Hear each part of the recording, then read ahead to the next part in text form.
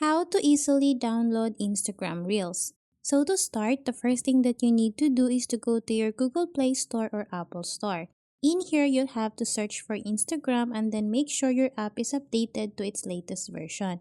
Once the app is updated, simply tap on the open option and then in here we'll have to go to the Reels section and then after that you just have to look for the video that you want to download.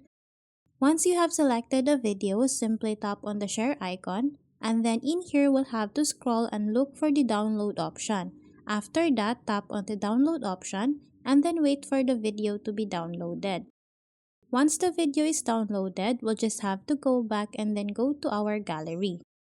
So as you can see here, the video reel is automatically downloaded here on my gallery. So that's how easy you can download Instagram Reels.